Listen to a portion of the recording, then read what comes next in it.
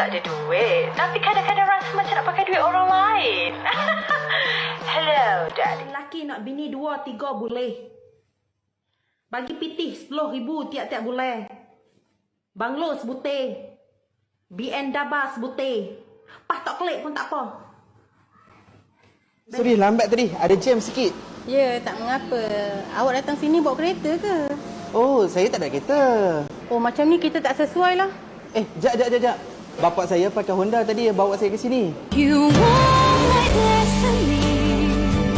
Oh, ya ke? Honda apa bapak you pakai? Honda Yaris-5. Honda S5. Kita memang tak sesuai lah. Kadang-kadang bawa Honda Civic juga. Oh, macam tu bapak you memang banyak kereta lah. Oh, ayah saya tukang buat kereta je. Oh, macam tu memang kita tak sesuai lah. Bapak saya cuma bantu mak bawa kereta saja. Oh, kiranya mak you banyak kereta lah. Tak, dia cuma cuci kereta saja. Buang masa saya lah. Seluruh Malaysia dia ada 2,000 kedai cuci kereta. Oh, kalau macam tu mak awak memang usahawan yang berjaya lah. Mak saya cuma cuci kereta je. Macam ni kita memang tak sesuai lah. So come on, shopping, spa, swimming. Mana satu yang nak buat dulu?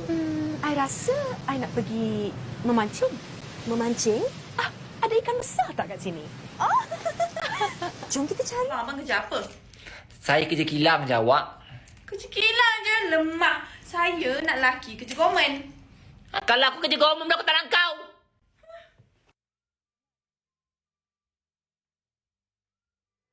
Okey, baik. Itu sedikit perkongsian di TikTok yang berkaitan dengan topik yang bakal kami bincangkan bersama dengan seorang tetamu. Tapi lah kan biasanya bila seorang wanita, Fiza, sebelum dalam fasa perkenalan ataupun sebelum berkahwin, ingin mengetahui latar belakang kewangan seorang lelaki, dia selalu kata, awak ni bermata duitan. Tapi saya tak setuju, tak Sugita. setuju, Saya kira untuk wanita pada hari ini sebenarnya, apatah lagi kita ni berkerjaya, kita sebenarnya berhak dan layak untuk tahu sebenarnya prestasi kewangan bakal pasangan kita.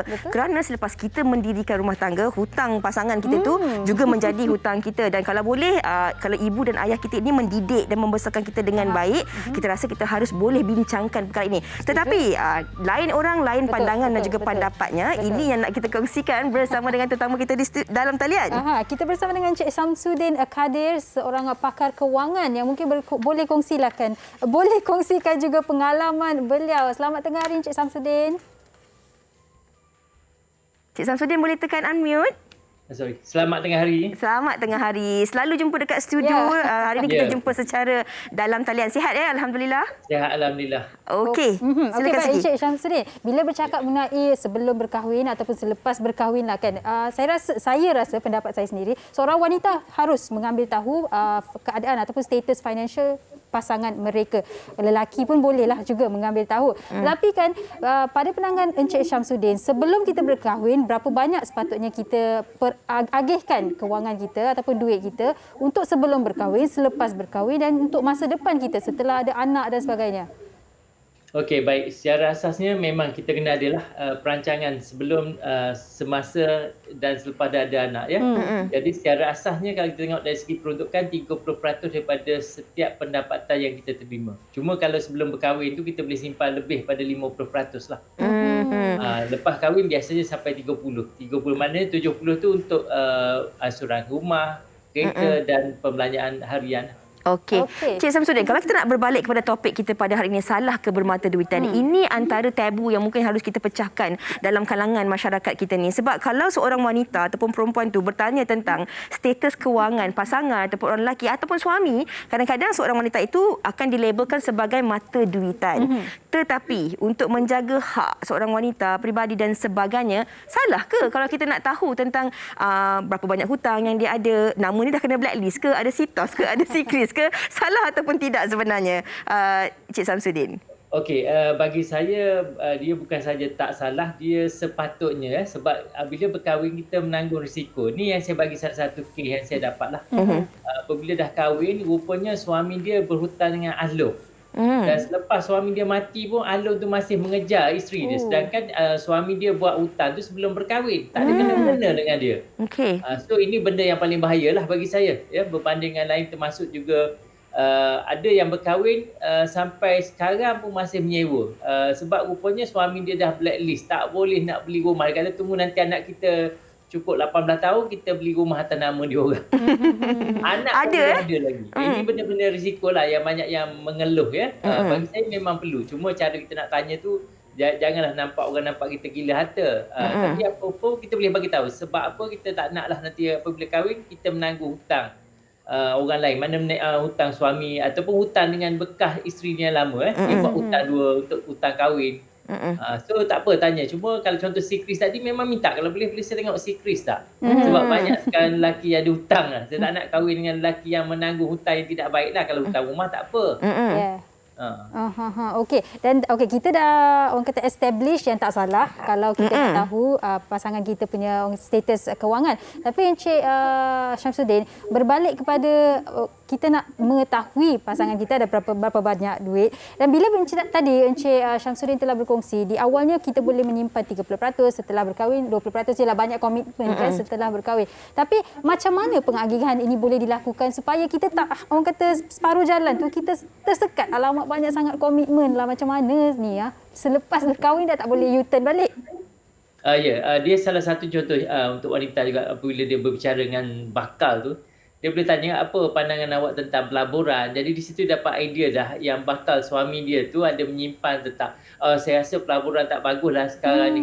Sebabnya tu kita tahu dah memang dia bukan simpanan pun memang tak ada. Jadi makna di antara perkataan-perkataan yang kita gunakan lah. Dan satu daripadanya yang untuk sebelum kahwin ni, kalau lelaki yang bagus lah ni ada yang bapa mentua bagi tahu dia kagum dengan menantu yang ada harta rumah sebelum berkahwin berbanding menantu yang ada kereta. Dia tak respect. Dia suspect kalau ada kereta dulu sebelum rumah. Okey. Sebab rumah ni adalah pelaburan besi buruk. No matter what kita beli kereta apa pun, at the end of the day dia akan jadi besi buruk, right? Itu juga salah satu yang kita nak menilai suami kita tu cara dia mengurus kewangan lah. Dia berfikir jauh ataupun tidak. Dan masuk kad kredit kita tanya, awak ada pakai kad kredit ke? Oh, kad kredit apa? Berapa kad? Okay. So di situ kita dapat menilai dah sedikit sama ada dia bayar habis ke tak dan sebagainya lah.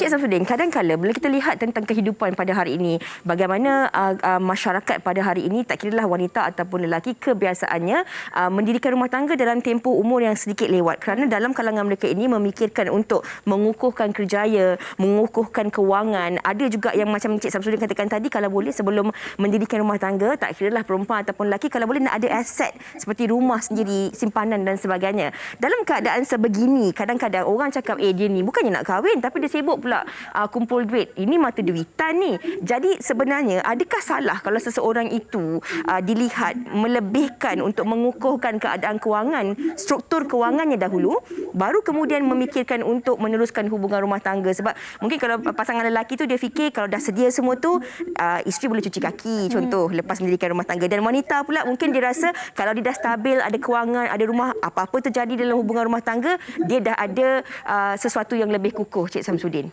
Okey, bagi saya kedua-duanya baik. Maksudnya lelaki yang nak menyediakan dulu keperluan rumah dan sebagainya sebelum menjemput tangga lah. Rumah dah ada baru kita jemput tangga. Itu pun bagus. Tetapi bagi yang berpendapatan yang terlalu rendah ni, nak mengumpul dulu memang tak sempat. Sebab harga rumah ni dia secara purata RM100 sehari naik ya. Maksudnya kalau sebulan RM3,000, setahun RM36,500, memang tak sempat nak kejar. Tapi bagi yang orang yang ada berjawatan bermula dengan eksekutif, dia boleh bermula untuk beli rumah. Saya jumpa dua kategori. Maknanya yang berpendapatan tinggi boleh beli rumah dulu sebelum berkahwin.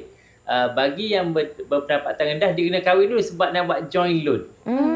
Kalau tak buat, kalau tunggu lambat, memang lagi harga rumah tak menanti kita dah. Kita kahwin ke, kita tak kahwin ke, kita ada anak ke, harga dia tetap naik. So, jadi yang kita nampak gaji kita memang susah nak naik sangat, bagus untuk kahwin sebab untuk percepatkan perkahwinan untuk kita buat joint loan. Dengan itu kita dapat rumah yang lebih selesa lah berbandingkan nak beli dengan rumah kita mungkin flat je. Itu yang selalu saya kata, seorang suami ni tanggungjawab dia untuk sediakan flat kat isteri dia. Tapi tanggungjawab isteri kalau dia boleh bantu suami dia, boleh duduk rumah banglo, maknanya kalau dia sumbang juga pendapatan Tapi bagi suami yang berpendapatan bermula eksekutif ke atas, dia boleh membeli rumah di atas nama dia sendiri.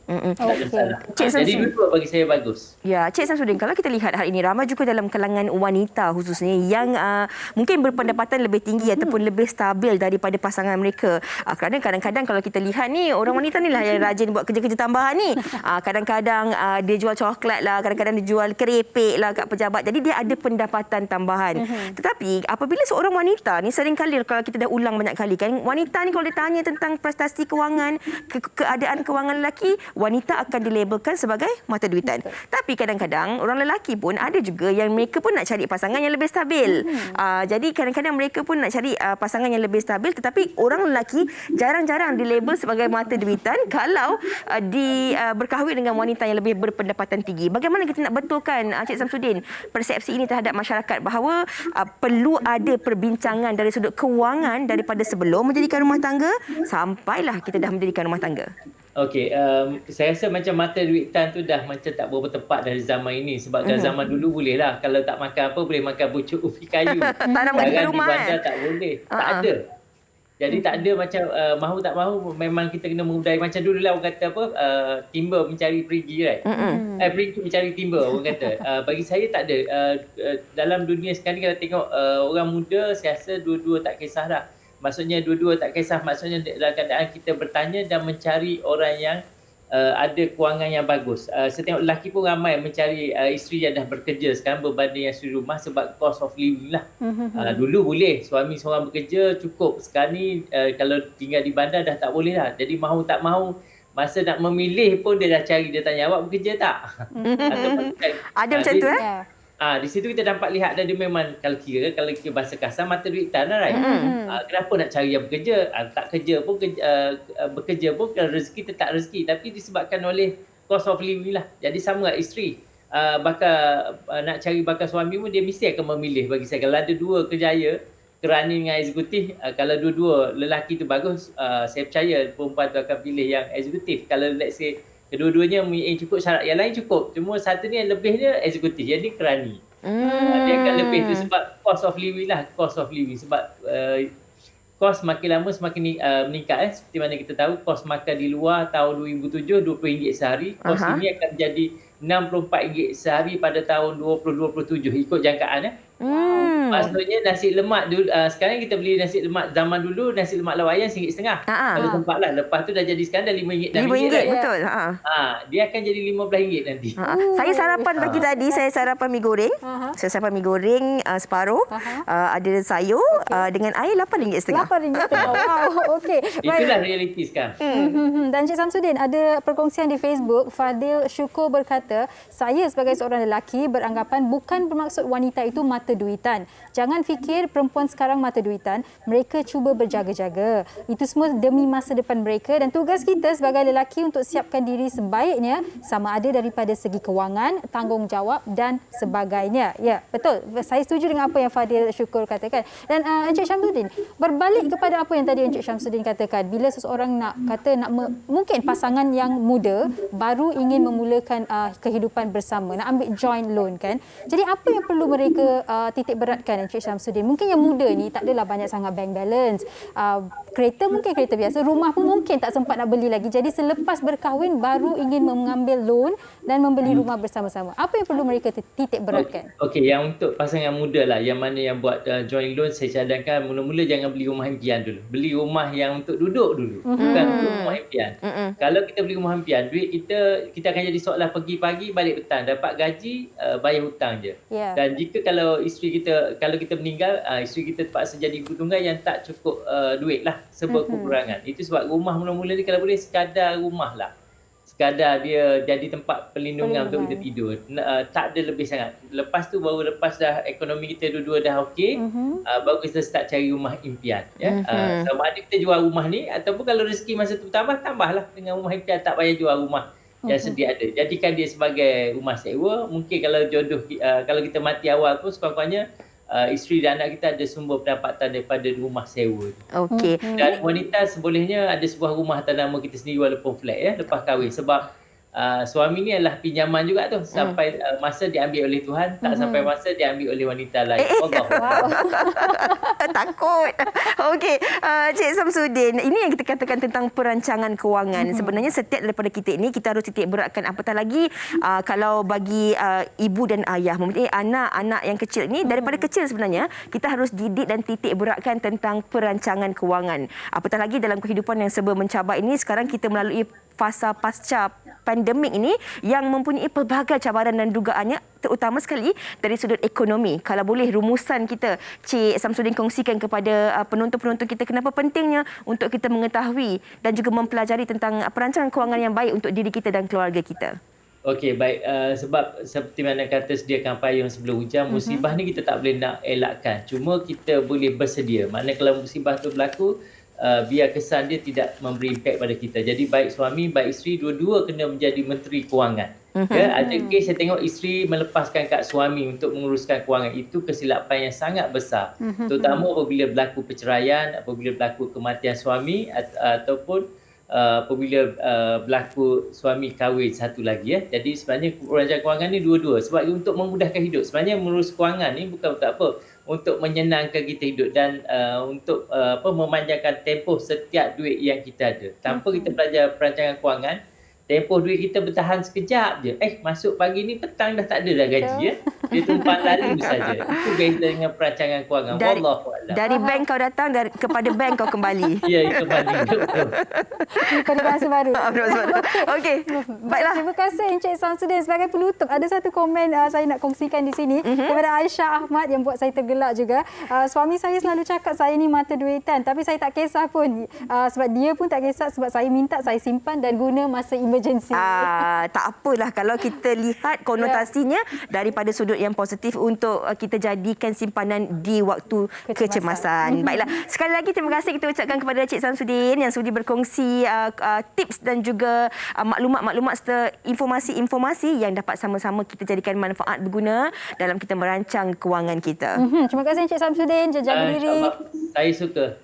Terima kasih banyak-banyak. Jadi di sini tak salah kalau kita nak bertanya dan mengetahui lebih lanjut mengenai status kewangan pasangan kita. Kalau awak Sugi, awak rasa awak mata duitan ke tak? Tak, saya tak.